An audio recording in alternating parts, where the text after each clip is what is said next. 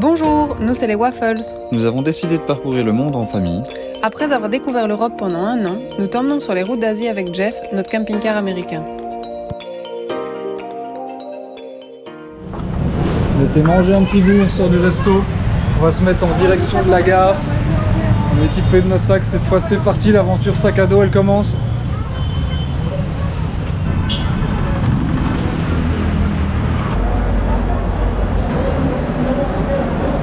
On est à la gare, alors c'est une gare, hein. Il faut essayer de comprendre comment ça fonctionne. Si on a bien vu, il n'y a que notre train qui va arriver, quel prochain train, mais c'est dans 1h30. Le quai il est bondé. Mais il faut essayer de voir, en fait, les trains sont organisés par classe. Et du coup, il faut que nous on se mette à l'endroit où notre wagon olive se trouve en fait. Voilà.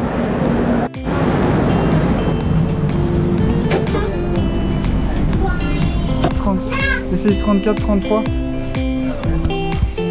Hello.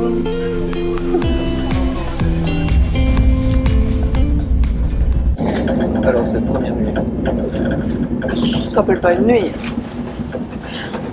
Quelques heures de sommeil avec des roues bleues. Pas beaucoup de place. La prochaine fois on prendra au moins 4 couchettes, n'est-ce pas? Je pense que 4 ça devrait être suffisant. Mon 2 garçons comme moi ils ont eu leur nuit. Mais 3, c'est trop. Moi j'ai pas dormi. Pas beaucoup. Voilà. Après c'est confort hein, en soi. Si on avait pris 5 couchettes on serait confort je pense. Merci les recommandations des Indiens. Pourquoi est-ce que quand t'as un enfant on te demande si tu veux ou pas une couchette? On t'en met une et puis c'est tout. Pourquoi? J'ai pas dormi des masses non plus. En fait j'ai les pieds qui dépassent moi. Je suis un poil trop grand pour leur couchette. Après 12h25 on va arriver à Agra. Alors c'est un truc de fou, c'est que sur un aussi long train on arrive à l'heure à la minute près. On a un peu explosé, je crois qu'on est content de sortir du train. C'est pas la meilleure des aventures en termes de nuit. Voilà, ici par contre on arrive sur le côté d'Agra qui est ultra sale. Donc en fait on longe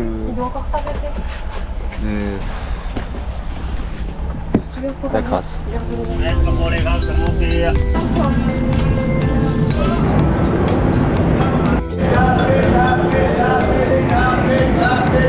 On est arrivé, là on est sorti de la gare, on a déjà pris les billets pour la suite du voyage.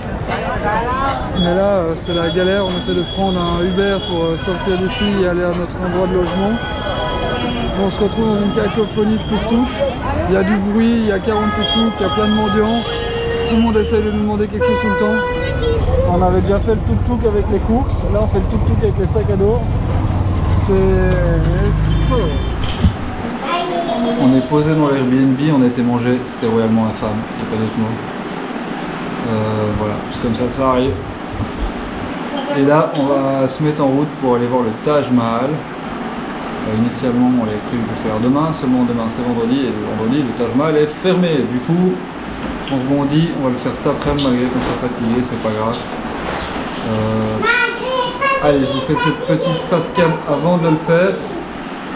Parce que j'appréhende beaucoup. Je crois que le Taj Mahal, tout le monde en rêve quand il vient en Inde. C'est un peu le bâtiment mythique qui symbolise l'Inde. Et d'un côté, j'ai très peur de ce qu'on va y trouver parce que les trucs ultra touristiques, c'est pas mon kiff. Il y a toujours une espèce de déception avec ces monuments ultra touristiques parce qu'il y a trop de monde, parce que c'est ultra commercial, parce que c'est un piège à touristes. Donc voilà. Je croise un peu les doigts que pour une fois ce soit pas le cas, même si j'ai peur de connaître un peu ce qui va se passer. Donc voilà, c'est parti. Let's go pour le Taj Mahal. Bon ça y est, on est dans la rue uniquement piétonne, donc les rickshaws n'ont pas le droit d'aller plus loin que ça. Normalement les véhicules n'ont pas le droit d'aller plus loin que ça, mais on a déjà vu des scooters passer, hein, on reste en Inde. Bon alors c'est déjà full, il y a déjà plein de monde. Et j'avoue que je pense qu'on a aussi l'art de faire les attractions touristiques en étant un peu fatigué. Au-delà du fait qu'on n'aime pas la foule, etc. Là aujourd'hui on est vraiment crevé. Esteban il s'est endormi le temps de la route. Voilà, on va voir ce que ça donne. Et d'abord aussi si on arrive à entrer parce que comme on est, vous nous connaissez, on n'a pas réservé de ticket. Donc il faut déjà voir si on arrive à rentrer. Yes. Thank you. Bon, pour une fois, il y a quand même un avantage à être étranger. On paye plus cher, c'est sûr. Mais on a une file spécialement prévue pour nous. Et comme on est beaucoup moins nombreux, en fait, il y a des gens qui étaient là avant nous, qui sont encore en train de faire la file. Et nous, on a nos tickets. Alors, question pratique, voilà pour ceux qui se posent la question. Aujourd'hui, à l'heure actuelle, l'entrée d'un adulte étranger, c'est 1300 et les enfants en dessous de 15 ans ne payent pas. Bon ben sincèrement, franchement, jusqu'ici c'est plutôt relativement cool. Il y a du monde, c'est sûr, mais on est quand même dans the place to be en Inde. Et je veux dire, au niveau de la fouille, donc là on est passé les gates d'entrée et ils sont plutôt cool parce que en fait dans mon sac j'ai toujours des stickers Waffles World Tour pour donner aux gens qu'on rencontre et en fait au moment où je lui fais une blague en disant ça c'est les stickers comme ça si vous voulez nous suivre vous pouvez nous suivre, et alors hop là je me fais prendre mon paquet de stickers parce que c'est interdit. Évidemment, ce que je comprends, ils ont peut-être pas envie d'avoir des stickers de toutes sortes collés sur le monument, ce que je comprends tout à fait. Mais du coup ben voilà, ils sont restés. Alors ils ont quand même été sympas parce qu'ils ont dit qu'ils gardaient les stickers et que je pourrais les récupérer à la sortie. Ils ont fait la même chose avec le micro de Nico. Donc ils ont gardé le micro et ils nous ont pas obligés à retourner jusqu'aux lockers. Donc voilà, l'un dans l'autre, franchement, c'est pas des chiens. Alors l'entrée sur la partie principale du Taj Mahal, c'est un peu le défilé du selfie en fait. Tout le monde vient là pour faire sa photo et donc tu dois attendre d'avoir l'endroit pour rentrer. On l'a fait aussi. Hein. Nous aussi, hein. Voilà. On vient que pour ça, on est bien d'accord. On paye son ticket pour venir faire la photo. C'est vraiment exagéré en fait. Il n'y a pas une personne qui rentre et qui se retourne pas pour faire son selfie ou les 14 photos. Donc, Attends, il y a les enfants qui se cassent. Ah, il y a les enfants qui se cassent, merde.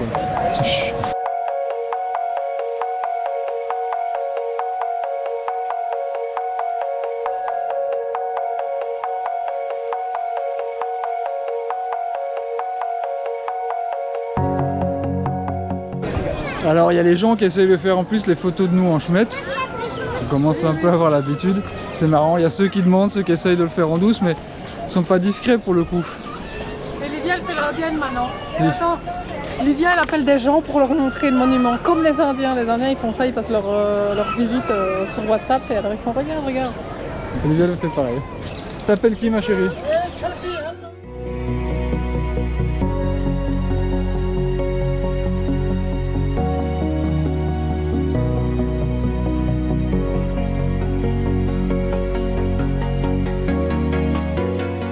Après avoir fait la visite d'intérieur, petit bilan personnel, c'est que en fait c'est très brut à l'intérieur, même le Taj Mahal en lui-même, c'est massif, c'est impressionnant, c'est du marbre blanc, mais c'est pas waouh en fait. C'est voilà, mon ressenti, ça engage que moi évidemment, comme toujours. Anaïs vous dira ce qu'elle en pense, peut-être. Mais en tout cas, ce truc qu'on remarque, c'est la fourmilière que c'est. Là en plus on a l'impression que près de l'entrée il y a encore plus de gens qui arrivent. Moi j'étais excitée d'y aller. J'avoue qu'il y a un truc genre on va voir une des 7 merveilles du monde, c'est ça. Et j'ai joué à hôtel quoi. Donc voilà, c'est impressionnant, c'est beau. L'intérieur est un peu brut. Enfin il est moins beau que d'autres mausolées qu'on a vus en Iran, ça c'est clair. Maintenant, voilà, c'est le fait que ce soit une structure aussi énorme en marbre. C'est quand même impressionnant. Et c'est beau. Voilà, ça c'est mon impression à chaud. Donc même sortir de la partie supérieure, c'est compliqué. Parce que la sortie, elle est plein centre. Donc si tu veux faire la bonne photo, tu dois la faire là. Et donc il y a des gens qui passent leur temps à faire des selfies et des photos juste à l'endroit où il y a l'escalier, où on a à peu près 1,20 m de passage. C'est génial. Gros changement par rapport à la vie nomade en camping-car, c'est que la vie sur la route en sac à dos, il faut se débrouiller pour trouver ces 3 repas à chaque fois. Dans le sens où on peut pas promener, on peut pas avoir de la nourriture avec nous, donc ça veut dire que le petit déjeuner, les enfants découvrent ce que c'est de pas l'avoir directement et de devoir aller le chercher dans la ville.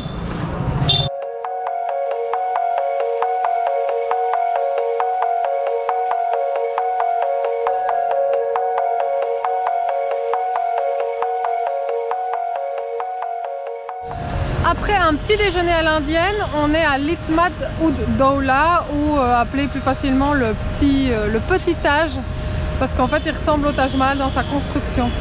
Et alors je sais pas si c'est parce qu'on est tôt ou si c'est parce que c'est nettement moins populaire que le Taj Mahal, mais il n'y a personne.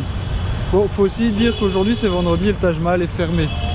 Ce qui veut peut-être dire que les gens qui viennent pour des excursions one day à Agra, ils viennent pas aujourd'hui. Donc peut-être pour profiter du monument un peu plus calmement qu'hier.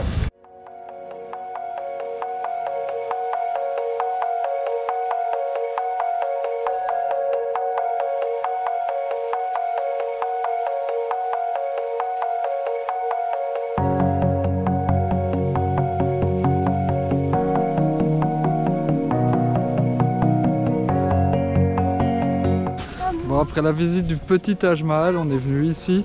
C'est le viewpoint pour voir le Taj Mahal. C'est assez sympa.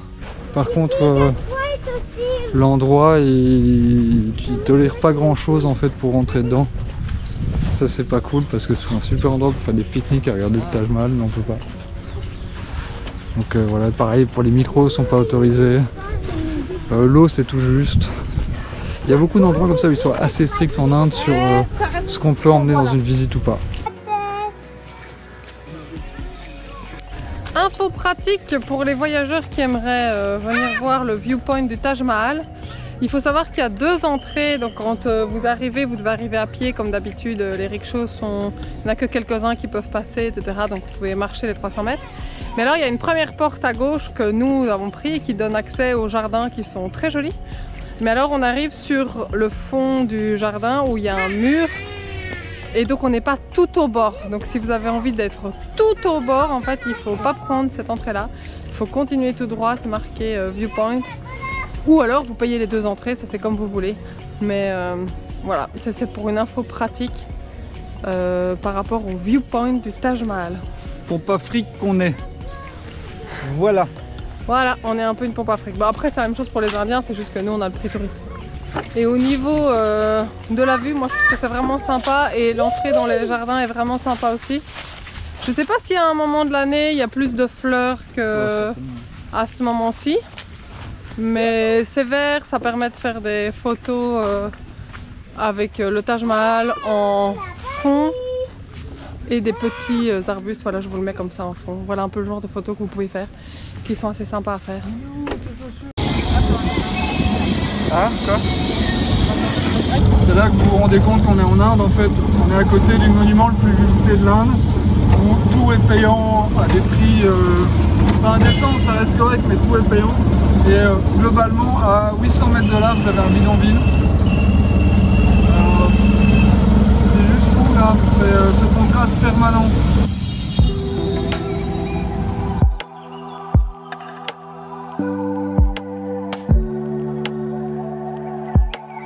On est au fort d'Agra, c'est le 3e monument ici après le Taj Mahal, le petit Taj Mahal. Je pense qu'il est même devant le petit Taj Mahal en termes de visite. Ça va clôturer notre triptyque de visite à Agra et la suite ce sera pour après, mais d'abord la visite.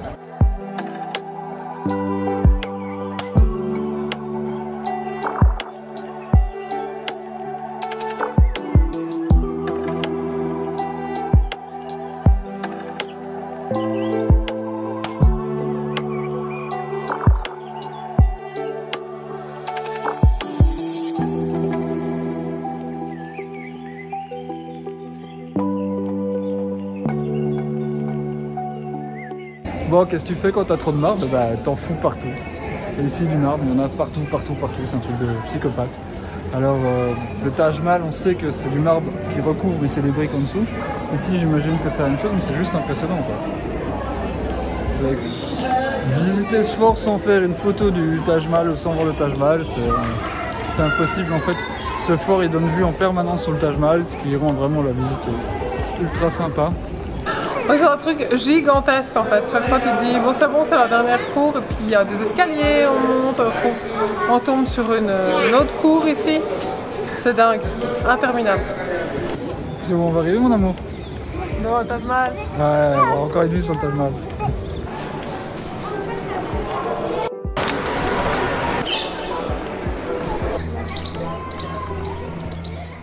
matin, on a eu une coupure de courant et donc je vais aller voir dans le tableau de fusible et je suis tombé sur ça.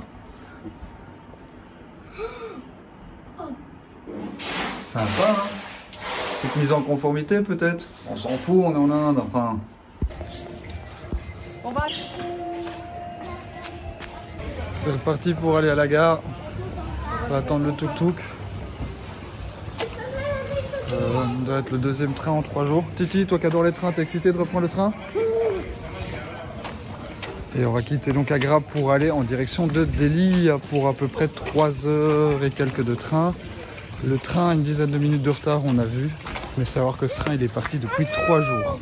Cette fois on est placé, donc ici c'est comme les TGV chez nous, il y a des lettres.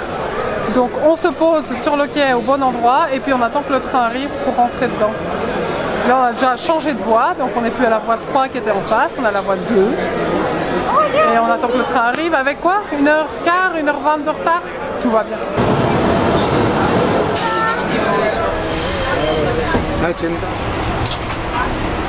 Voilà, périple en train fini pour le moment. En route pour le tuk-tuk, le Airbnb. Et peut-être la découverte de New Delhi, hein, ou de Delhi, je sais pas. On est dans le taxi, c'est un petit moment de folie la sortie de la gare.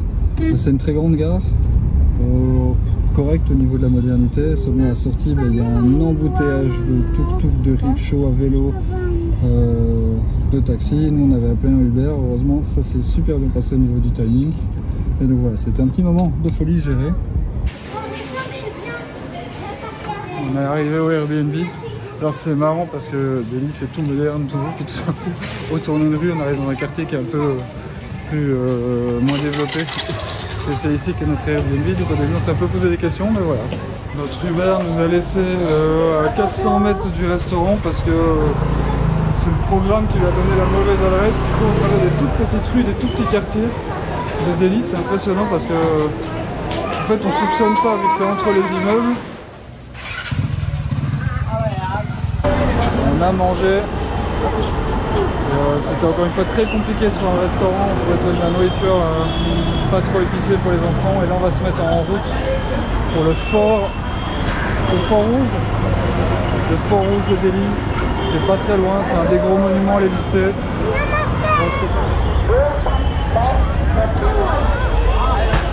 On est dans la folie, on va pas le visiter aujourd'hui, il y a beaucoup trop de monde. Il y a une fête foraine juste à côté, donc il y a la moitié des gens ils font la fête foraine, l'autre moitié le fort. C'est juste invivable, irrespirable. Donc on a décidé d'abandonner parce que voilà. En fait ça devenait oppressant pour nous, pour les enfants. En fait ils n'arrêtent pas de les toucher là. Aujourd'hui je crois que c'est le pire de ce qu'on ait eu. Parce que parfois ça arrive une fois par jour, là ils ont déjà 4 ou 5 fois essayé de toucher Stéphane. Et du coup comme on n'arrive pas à protéger les enfants, on se sent un peu démunis, on s'énerve, il y a la tension qui monte. C'est pas bon pour nous, on profite pas, donc on a décidé que là on allait arrêter pour aujourd'hui. Faut pas s'entêter en fait à vouloir visiter, le climat n'est pas bon, sans être trop, enfin voilà, ça va pas. Et si c'est pour pas profiter, juste s'énerver, faut qu'on arrête parce qu'on va pas, on le dit souvent avec l'Inde, il faut pouvoir trouver les moments où on profite parce que sinon ça devient invivable. Et là c'est invivable, donc on arrête, on a au Airbnb, se reposer. On visitera ce fort une autre fois, un autre jour. On est parti en voiture avec notre hôte, enfin pas hôte, celui qui nous loue le Airbnb pour nous emmener découvrir Delhi by Night. On vient de passer devant un truc qui cuisinait des piments et c'est tellement fort en cuisson qu'au lieu de passer devant, on a toussé et étouffé. C'est un truc de malade. Donc en fait c'est le festival de la mort du démon, du mal. C'est un des plus grands festivals qu'il y a en Inde, il y en a 2 qui vont se suivre, qui font partie vraiment des plus importants. Et celui-ci va s'achever mardi, donc le jour où on prend notre avion pour Katmandou, donc on verra pas. Mais en gros, pour expliquer qui tue le démon, ils font une statue de 100 pieds, donc à peu près 30 mètres de haut, à laquelle ils vont mettre feu en tirant à l'arc dessus avec une flèche enflammée. Donc ça c'est la partie qu'on va rater malheureusement. Mais voilà, donc déjà maintenant comme c'est dimanche, en fait ils pré-célèbrent on va dire. Ça fait 5 minutes qu'on est là et on nous offre déjà la possibilité d'aller en plus en backstage, voir un peu ce qui va se faire dans les prochains jours et de rencontrer les personnages. Voilà, parfois on se plaint d'être ultra ciblé et parfois ben, ça nous offre aussi des opportunités. On vous montre aussi cette partie-là parce que aussi qu'on ces dernières vidéos, ces derniers temps, on a été fort dur avec le fait qu'on était fort ciblé. Ben voilà, ça c'est des côtés positifs. Et donc il faut une pièce de théâtre pour raconter cette histoire. Et donc là on est reçu, on voit les acteurs, on a rencontré le monsieur qui organise tout ça. Donc en gros en fait tous les soirs pendant 9 jours ils jouent une partie du spectacle. Et bien sûr le dernier jour qui sera mardi 24, là c'est le coup du spectacle comme je vous le disais, ils vont tirer sur une statue de 30 mètres. Et là ils nous emmènent voir la statue.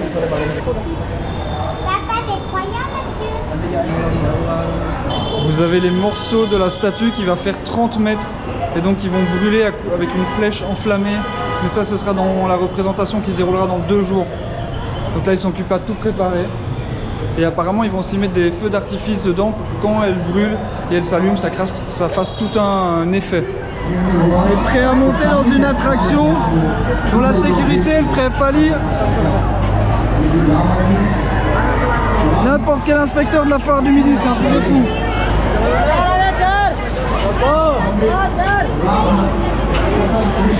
Voilà.